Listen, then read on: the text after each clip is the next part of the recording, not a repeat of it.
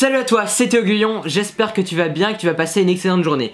Aujourd'hui j'ai pris quelques notes pour te parler d'un sujet que je pense qui va t'intéresser si tu as envie de lancer des projets, des habitudes, des nouvelles choses dans ta vie. Ça peut être de l'entrepreneuriat, ça peut être une chaîne YouTube, te mettre à réaliser un rêve de gosse, un rêve que tu as toujours voulu faire ou quelque chose que tu as toujours voulu mettre en place mais que tu n'as jamais réussi à lancer.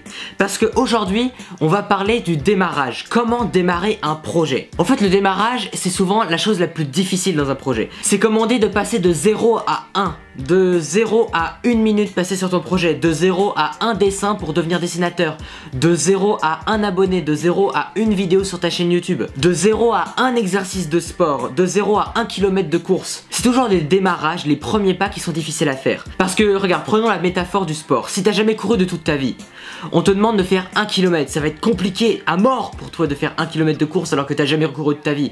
Alors que si t'es un marathonien qui a déjà fait 50 km avant, faire 1 km de plus, ça sera beaucoup plus simple. Parce que c'est toujours plus difficile au démarrage. Par exemple mes vidéos. Au début mes vidéos quand je les tourne, eh bien c'est toujours un petit peu... J'ai toujours un petit peu de mal de trouver mes mots, tu vois, là j'ai un petit peu bégayé, tu vois. Des fois je coupe beaucoup au montage pour que ce soit assez fluide quand je parle. Et c'est après, au bout de 3, 4, 5 minutes de tournage que là je suis bien rodé et que j'arrive à m'emporter et à parler longtemps sur une idée. Mais voilà, on a tous des projets, on a tous des rêves, on se dit tous, moi j'aimerais me mettre à faire la guitare, à apprendre du piano, me lancer en entreprise, me mettre au sport, aller lancer ma chaîne YouTube, aller lancer un projet, aller me mettre à la lecture. Le plus difficile c'est toujours de se mettre dedans, de se lancer là-dedans. Mais il y a des méthodes et des philosophies à avoir que je vais te partager dans cette vidéo pour démarrer beaucoup plus facilement tes projets. Tout d'abord je pense qu'il faut mettre en place ce projet, il faut vraiment essayer de se créer un plan précis. Tu prends une feuille, voilà, tu prends ton stylo et n'hésite pas à mettre en pause cette vidéo, à prendre une petite feuille de papier ou même ton téléphone, tu vois moi j'ai mon téléphone avec mes notes dessus, n'hésite pas à prendre ton téléphone pour noter ton grand projet. Ça peut être un projet par exemple te mettre au sport, manger mieux, devenir végétarien, te mettre à faire du piano. Tu mets un projet ou tu mets une idée de concept, une idée de chaîne YouTube ou de création de contenu, tu mets ton projet et tu essaies de savoir un petit peu quelles sont les étapes pour y parvenir, qu'est-ce qui te manque pour ça. Il te manque des compétences en montage pour faire une vidéo, ou il te manque des connaissances en solfège pour faire du piano. Et bien tu poses ça sur le papier, tu essaies d'organiser ça pour que ça soit plus facile pour toi de savoir où est-ce que tu vas aller. Essayer d'apprendre de nouvelles méthodes en dehors du solfège pour aller faire du piano, en apprenant des accords, en apprenant les tablatures à la guitare. Il y a plein de méthodes pour faire des raccourcis, pour avoir des nouvelles méthodes différentes pour apprendre. Mais pour apprendre et pour évoluer, pour bien démarrer, il faut savoir vers où tu vas. Et deuxième point très important quand tu as bien créé un plan précis, c'est de créer des systèmes et des habitudes. En fait, ce qui va te faire réussir, c'est pas de te dire aujourd'hui je vais avoir le six-pack d'un grand sportif, c'est de te dire aujourd'hui je vais aller faire 10 pompes. Et demain je ferai 10 pompes. En fait, tu dois vraiment découper chaque tâche, en fait chaque gros projet en des petites tâches très faciles. Des petites tâches que tu peux répéter chaque jour.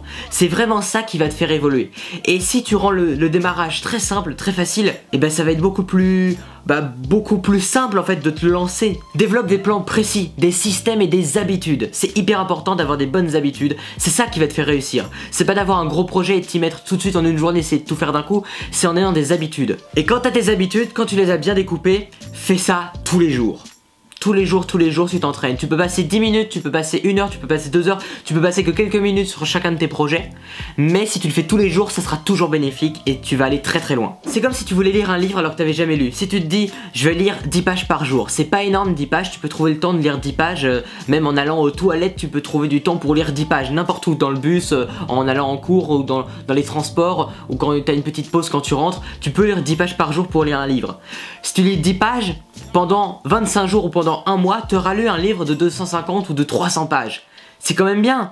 En un mois, tu auras lu un livre. Et en un an, tu auras lu 12 livres qui vont t'apporter plein de choses, qui vont t'apporter des connaissances en psychologie, en philosophie, en entrepreneuriat, en marketing, en développement personnel, en méditation, plein de choses comme ça, tout ce que tu veux. Tu peux apprendre tout ce que tu veux dans les livres si tu lis un petit peu chaque jour. Évidemment, pour quelqu'un qui a jamais lu comme moi, je lisais très peu avant, ça va être dur de lire un livre en une journée, un livre en 1 heure. Tu vois, il y a des gens qui arrivent à faire ça, mais moi, c'est impossible pour moi. Eh bien, moi, je lis 10 pages par jour, 10 pages simples par jour, j'essaie d'avancer comme ça. Et je lis beaucoup de livres. Je me rends compte que j'ai lu plein de livres durant les derniers mois et j'apprends plein de choses parce que j'ai développé une habitude et un système simple. Ensuite, troisième conseil très important, c'est une philosophie à avoir, c'est de ne plus avoir peur.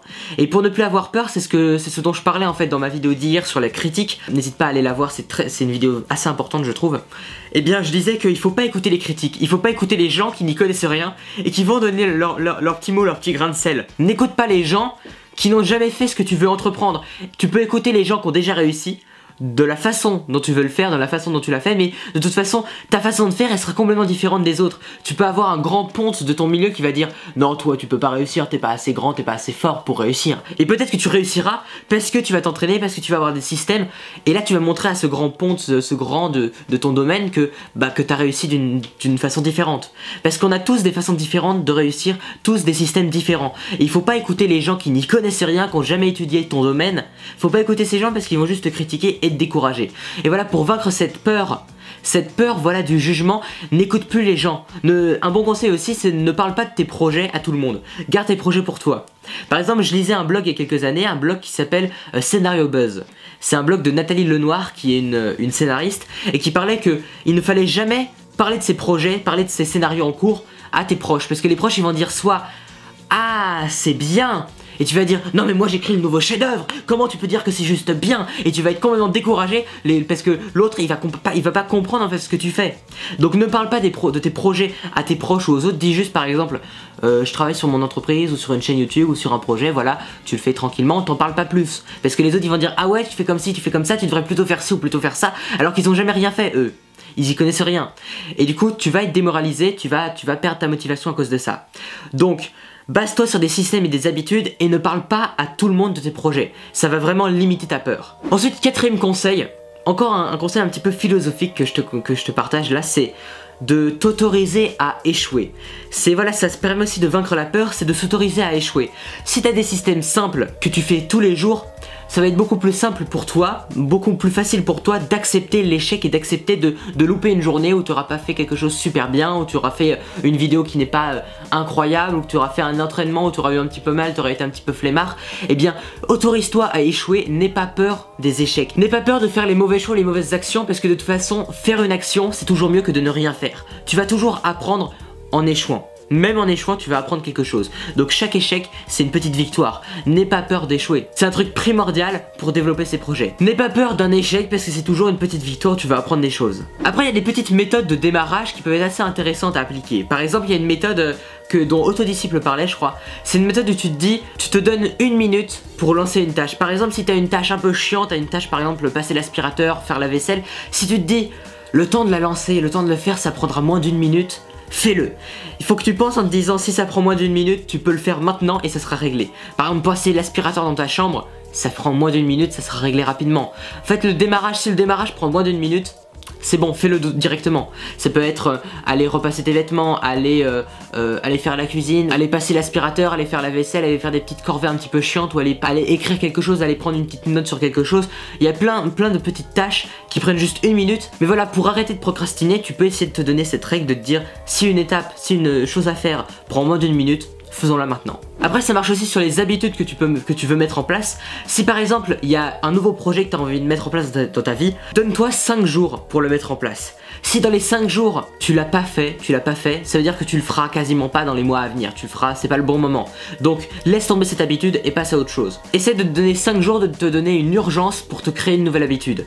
Et si t'as pas envie de le faire pendant les 5 jours que t'es occupé, bah ça viendra à un autre moment. Et enfin, un dernier conseil que je te partage, c'est de faire ce que tu penses être bien. Ça va en fait avec la critique, avec ce que je te disais de pas écouter les critiques.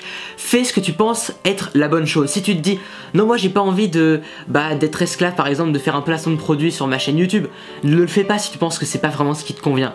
Dis-toi, si tu te dis bon, le divertissement c'est pas vraiment mon truc, ne t'oblige pas à faire un truc humoristique, ne t'oblige pas à faire du divertissement. Fais ce que tu penses être bien et ce que tu penses être le mieux pour toi. Vraiment, c'est la règle. N'écoute pas ce que te disent les autres en disant oh, j'aimerais que tu fasses cette vidéo un peu comme ça, fais un What's on my phone ou une vidéo let's play sur un jeu vidéo alors que c'est pas du tout ton domaine. Genre vraiment, ne te lance pas dans des trucs où tu te dis c'est pas mon domaine, c'est pas mon truc, c'est pas un truc que j'aime, je me sens pas bien là-dedans. N'hésite pas à tester des choses, fais ce que tu penses être bien. C'est une règle qu'on devrait garder dans la vie en fait.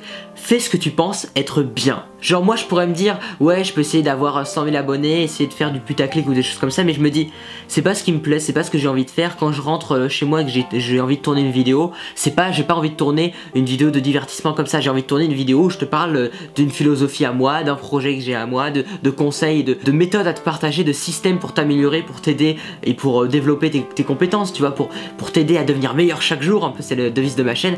Moi j'ai envie de faire ça quand je rentre chez moi.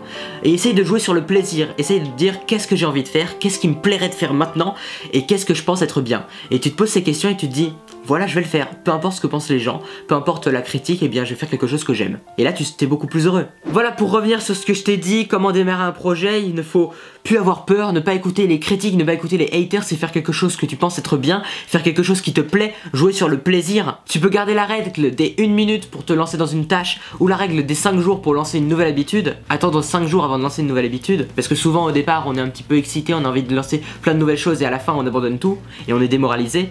Donc n'hésite pas à attendre 5 jours avant de lancer un nouveau projet et de te dire à ce moment là est-ce que c'est vraiment ça que je veux lancer, et après tu le continues si t'as envie ou pas, tu vois. Ensuite, très important, découpe ton projet en système et en habitude pour que ça soit beaucoup plus simple et que tu puisses développer ça chaque jour et faire des tâches quotidiennes. C'est vraiment hyper important d'avoir des petites tâches et de limiter le démarrage. Il faut vraiment que ton démarrage il soit très rapide. Si par exemple tu dois sortir tes trépieds, sortir tes lumières, sortir ta caméra, ton micro avant de tourner chaque vidéo, eh bien ça va être beaucoup plus compliqué pour toi de le faire. Alors que moi j'ai ma caméra qui est déjà posée, mes lumières qui sont prêtes, j'ai juste à allumer, à tout allumer et à me lancer. Du coup c'est beaucoup plus simple de faire une vidéo par jour. Facilite le démarrage, c'est le maître mot. Voilà, c'est la fin de cette vidéo, j'espère qu'elle t'a plu et qu'elle t'a servi.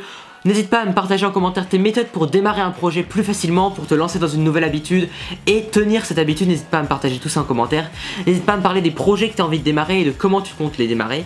On se retrouve demain à 6 h du matin pour une prochaine vidéo. Porte-toi bien, deviens meilleur chaque jour. À très bientôt, ciao.